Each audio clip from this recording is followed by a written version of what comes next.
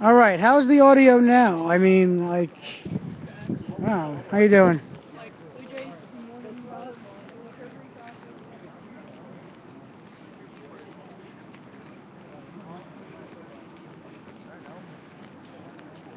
So we're going over toward the media circus that's essentially going on and underway.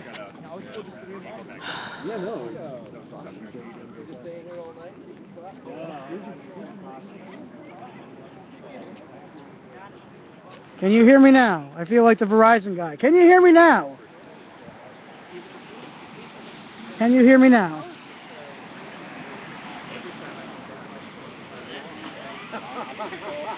So as you can see, these are the people here who are waiting in line for a ticket. They come from all various different sorts of philosophical backgrounds. How you doing? Whoever wishes to speak, may they speak.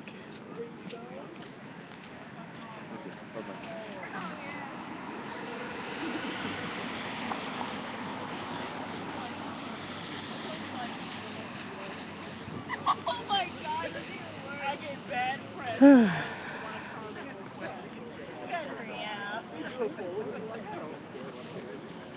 We're in front of the United States Capitol. How you doing?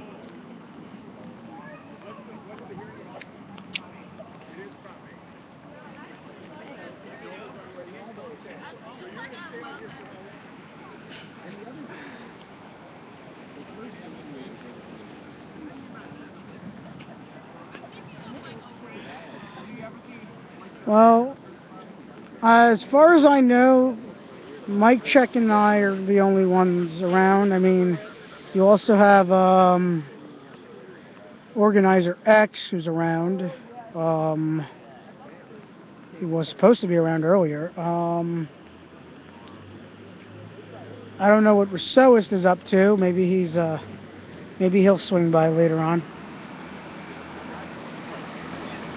I really don't know why nobody else was streaming while I was down.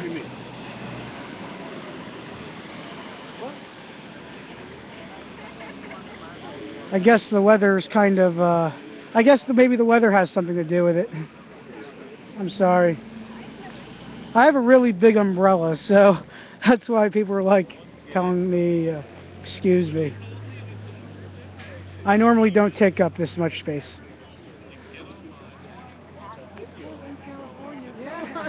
I started in the LA office, so it's good, bro.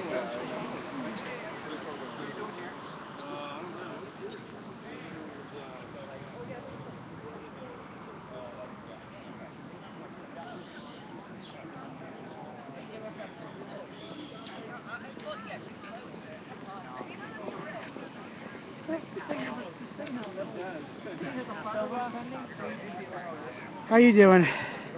It's good. Good to know. So not a whole lot of excitement going on right now. Just wanted to give you a visual of what's going on because I know there are people who are legitimately concerned about the situation on the outside of the United States Supreme Court. And, well, here we are. We're live. It's a live feed of history in the making.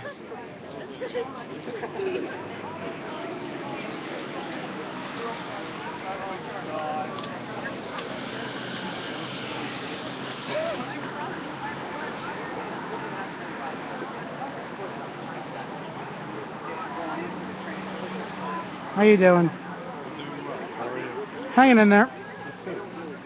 Seem to run into each other all the time.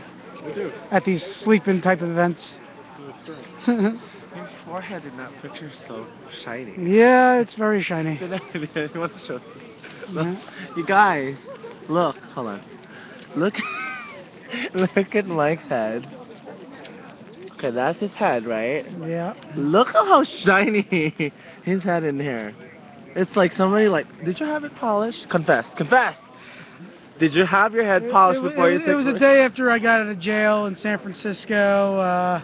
You know, And why is it so polished? Did you have it polished? I guess I used some kind of hair solution, whatever, and polished it.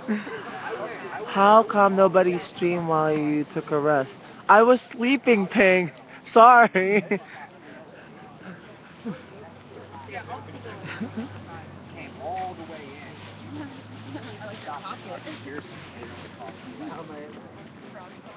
So, you feel free to interact in whatever way you may choose to interact in. Go right ahead.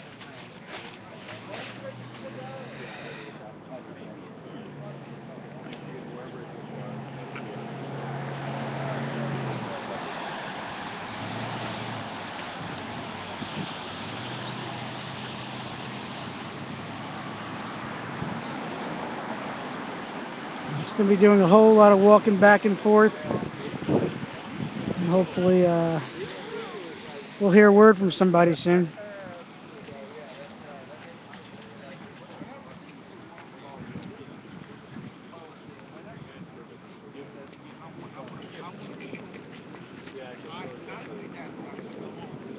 Would you like to talk now?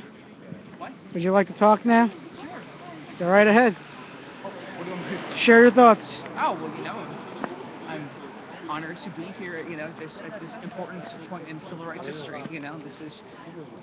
This is a fundamental civil rights issue of our generation, and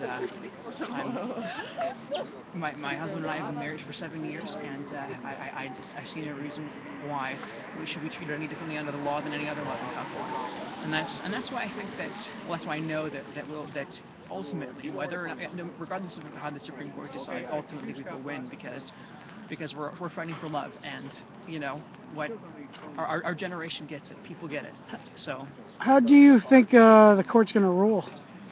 There's so many different possibilities. That they could strike down Proposition 8 in such a way that applies to all marriage bans across the country. They could do it in a way that just applies to California. They could uphold it, or they could duck the question on the legal technicality of standing. So there's all sorts of different ways that they could do it.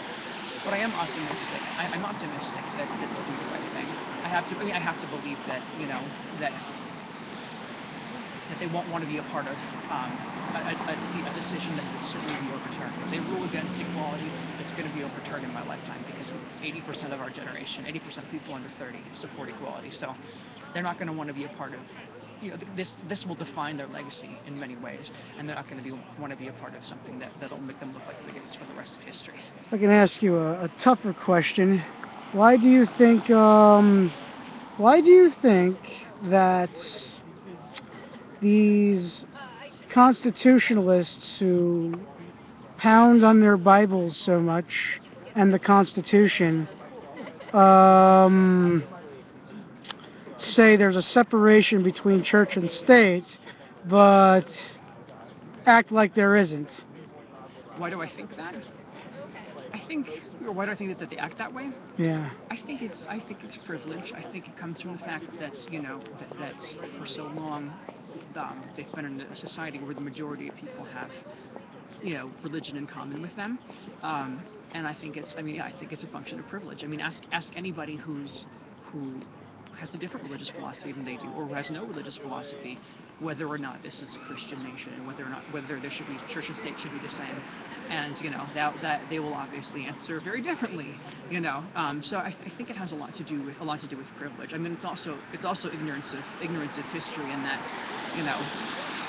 it's written into our Constitution. The founding fathers, respondents made it clear that that's religion. Our government is not supposed to be privileging any one religious group, and that, in my view, as a non-religious person, is ideally one of the strengths of the country. Obviously in practice it's different, but everybody should be able to believe what they want to believe, but nobody has the right to write those beliefs into civil law and force other people to follow them. That's the bottom line. It's not about the opponents of equality who say this is about religious freedom. It's not. Nobody's going to force excuse me, nobody's going to force religious traditions to marry same-sex couples. Nobody's going to force people to change their beliefs.